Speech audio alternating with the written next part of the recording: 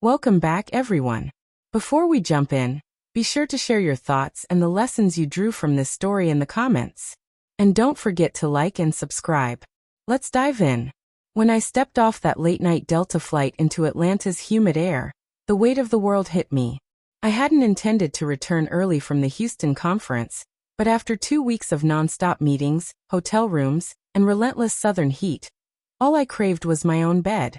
The rideshare was quiet as it glided through the sleepy streets of Decatur. And by the time I arrived home, it was almost midnight. Every window was dark, the porch light off, the way Maurice always left it when he was alone. I let myself in, kicked off my heels, and dropped my carry-on by the door. The air inside felt thick, almost strange, but I chalked it up to fatigue. I didn't want to wake Maurice, so I tiptoed upstairs, heart racing, partly from exhaustion, partly from that unshakable sense that something was off. The bathroom light flickered on with a soft hum. I tossed my silk scarf on the counter and reached for my face wash.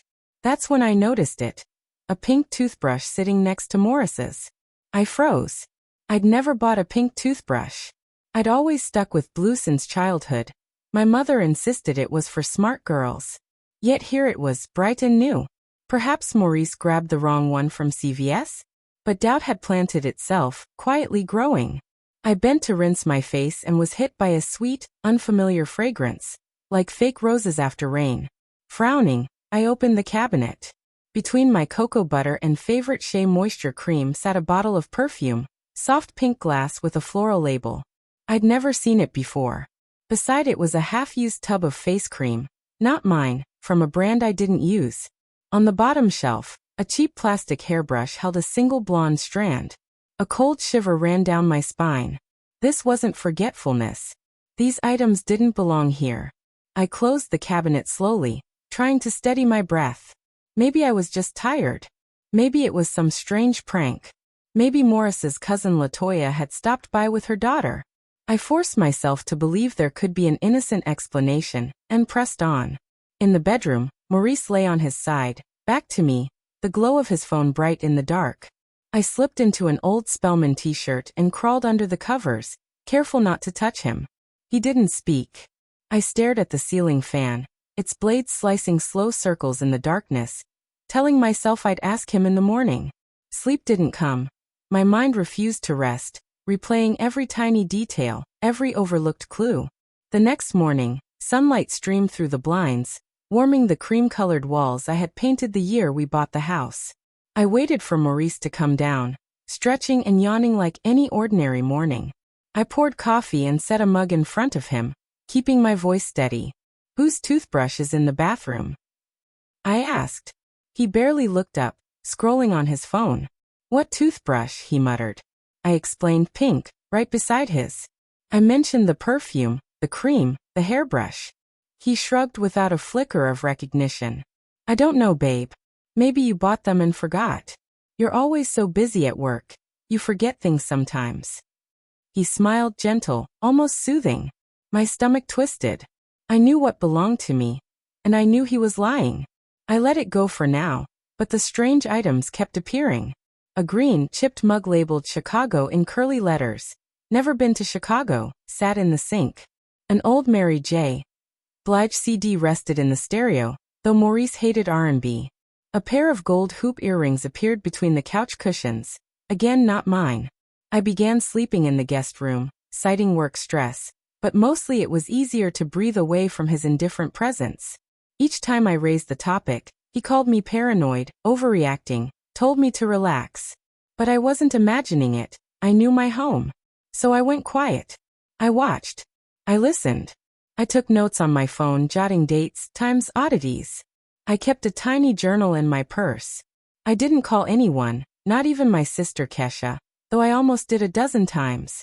I stopped seeking validation. I needed proof.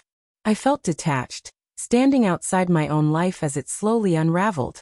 One morning, laughter drifted from downstairs, a woman's voice bright and sharp, filling the house. My heart thudded. Footsteps on the hardwood followed. My own feet moved before I realized it, creeping down the hallway to peek over the banister. She was there, tall, brown-skinned, short natural hair, wearing a yellow sundress, my yellow sundress. She flipped pancakes at the stove, humming along to Jill Scott. Maurice leaned against the counter, hand low on her waist, grinning. I slipped back into my room, door closed softly. My hands shook, tongue biting down to keep from screaming. That was my dress, my kitchen, my life, now shared by this intruder who seemed to fit seamlessly. I waited, listening, absorbing every laugh, every word. I didn't confront them. I waited until they left. She mentioned grocery shopping. Maurice said, "I'll see you later, baby." Then the door shut. That afternoon, I moved cautiously through the kitchen. The house was quiet but no longer mine. A lipstick-stained mug by the sink, a grocery list in unfamiliar handwriting on the fridge, a floral scarf draped over a chair, all evidence. I made a decision. I needed real proof, undeniable evidence. I ordered 2 small cameras online, motion sensing with silent shutters. I spent the night learning to use them, heart racing at every sound of Morris's footsteps. The next day, when the house was empty, I hid one in a living room picture frame, the other behind books on our bedroom shelf. Tested them. They captured everything. I acted normal, or tried to, smiling politely, speaking only when necessary, keeping my head down while a storm raged inside. For 3 days the cameras ran. I pretended to work late, claimed exhaustion, barely ate, barely slept. Every laugh, every door key. I clenched my jaw until it ached, counting hours until I could review the footage. On day 4, Maurice took the woman out for dinner in Midtown, judging by the Instagram geotags, unaware I could see everything. I shut myself in the guest room with my laptop and watched the footage. The first time I saw her walk through my front door using her own key, my stomach churned. She didn't hesitate. She moved through the house like she belonged there. She flung her coat over my favorite chair, poured herself a glass of red wine in my grandmother's goblet, and watched reality shows on the big screen as if she paid the cable bill. She rifled through my jewelry box, trying on necklaces, holding them to her throat, laughing at her reflection. Sometimes Maurice joined her, laughing, hugging her, carrying her up the stairs to our bedroom. I watched everything, every ugly, mundane detail. In one clip, she snapped selfies in my robe, then called someone on FaceTime, giggling. "She's never home," the woman said. He replied, "I can do whatever I want. This place is basically mine now." She smirked. Maurice kissed her. They treated my home like I was a ghost. I paused the video, my chest tight. This wasn't paranoia. It was betrayal, ugly, raw, unfolding frame by frame in my own living room. I didn't cry. I didn't scream. I saved every file, backed them up, hid the cameras, and locked my laptop away. That night, I sat in the guest room, lights off, plotting. I didn't allow myself thoughts of revenge, at least, not yet. I just knew I needed a way out. Maurice came home late, smelling of coconut oil and cologne, whistling. I said nothing. He leaned in the doorway of the guest room, trying to act casual. "Coming to bed?" he asked. "Not tonight," I replied. He shrugged and left. Later, I heard his and her laughter upstairs, muffled through the walls. I closed my eyes and counted backward from 100 until I slipped into a shallow, dreamless sleep. Over the next few days, the woman, Deja, I learned, grew increasingly brazen. She rearranged pillows, replaced my scented candles with hers, and left her belongings everywhere. Wigs on the bathroom counter, silk scarves on doorknobs, grocery bags on the kitchen table. She made herself at home, calling Maurice baby and love, giggling as she cooked breakfast in a t-shirt and my slippers. When I entered the kitchen, she smiled sweetly. "Coffee?" she asked, as if I were the guest. Maurice grew cold, distant, like a man rushing to forget. He told me flat out that things were changing. I later admitted to myself. "Deja and I are trying something new," he said, eyes glued to his phone. "We've decided on an open marriage. You're always working. I need more. I hope you understand." I stared at him, searching for a hint of a joke, but he never looked up. His words hit me like a slap. Everything we had built was replaced by the sound of her laugh and the soft click of her heels on the floor. I nodded, unable to speak. It got worse. Deja acted like she owned the house, giving Maurice orders, inviting friends over, lounging on the porch with her feet up. I became a ghost in my own home. Friends visiting smiled awkwardly at Deja, praised her cooking, and avoided my eyes. Even family said nothing. Aunt Pat came for Sunday dinner, saw Deja at the stove, and merely smiled politely. I asked Kesha if she noticed what was happening. She looked away. Maybe you all just need to talk. Work it out, she said. There was nothing left to work out. I called my college friend Janelle. Desperate for a familiar voice, even a scrap of comfort. She listened quietly, then said, maybe he just needs time to figure things out. Don't do anything rash. That was when it hit me. I was alone. No one was coming to save me. Maurice and Deja had rendered me invisible, and everyone else went along with it. I decided to disappear, to observe, wait, and quietly make my own plan. I began by collecting documents. I dug out the house deed from a battered folder in the back of my closet, reading it 3 times. My name alone was on it. My parents had left me this house when they passed. I had never added Maurice. I found our marriage certificate, birth certificates, every paper proving what belonged to me. I locked them all in a box under the bed. Then I searched for attorneys specializing in property and family law. The first I called was a black woman named Green, her voice calm, precise.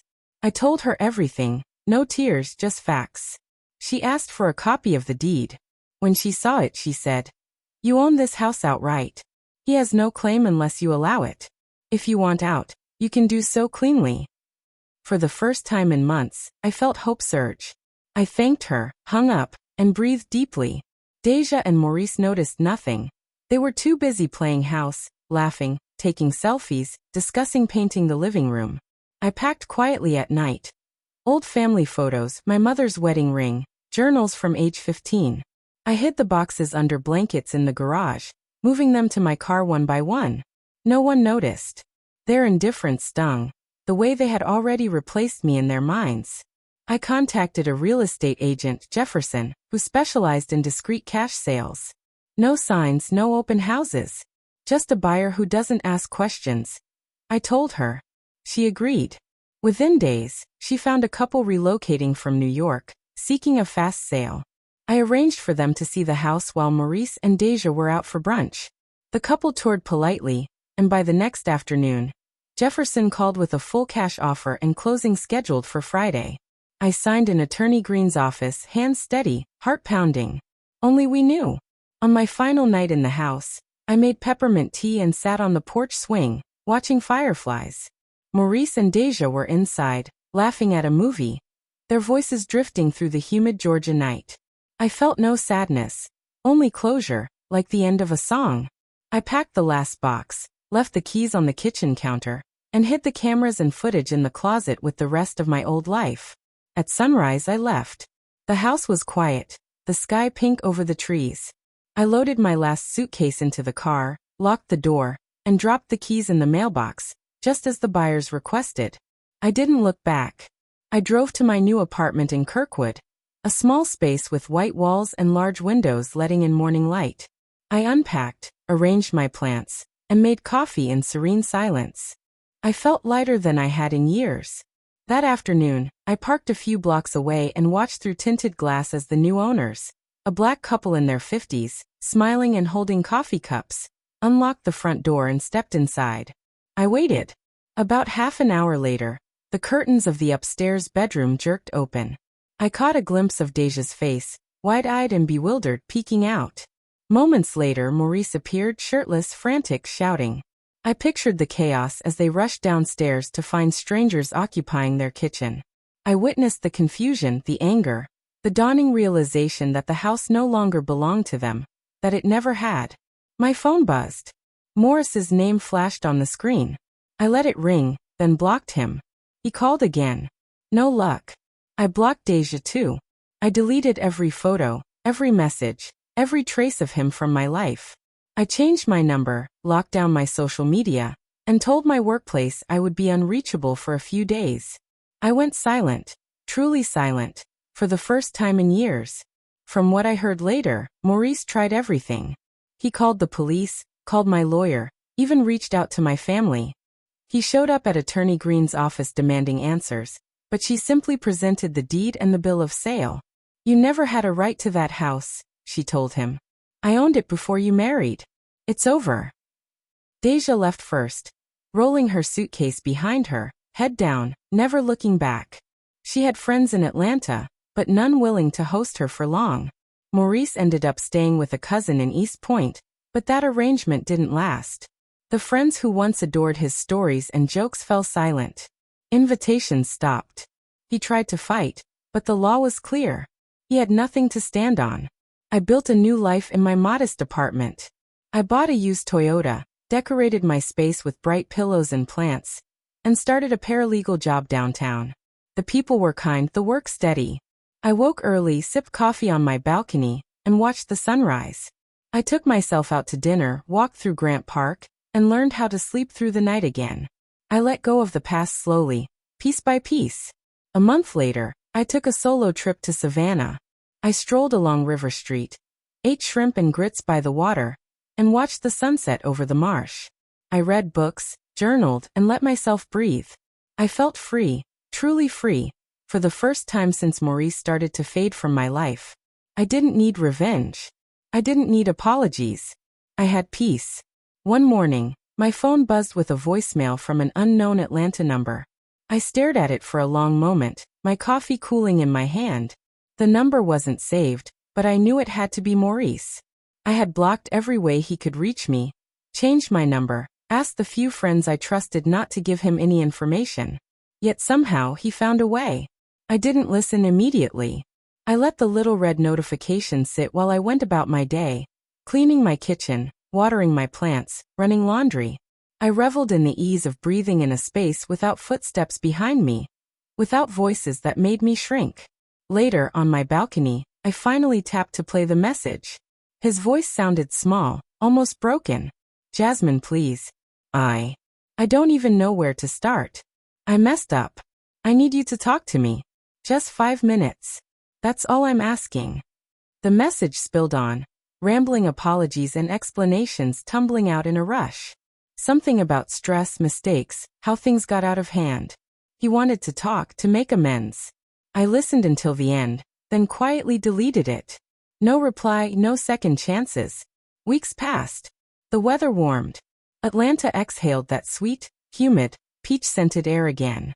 I met old friends for brunch. I spent Sundays in the park with my sister. I started yoga at a Black-owned studio nearby.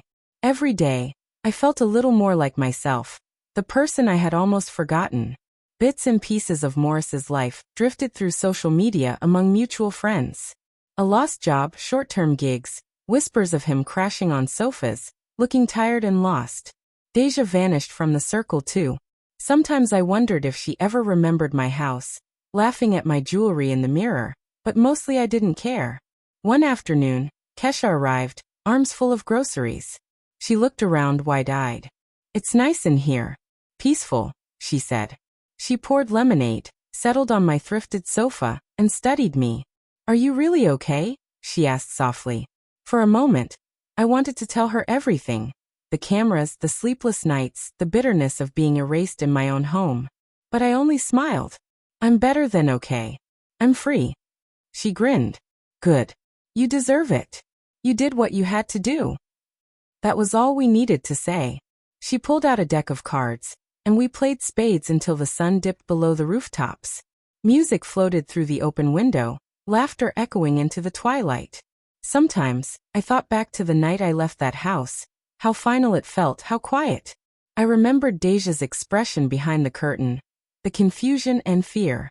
I wondered if Maurice ever truly believed I would stay, if he had ever loved me at all.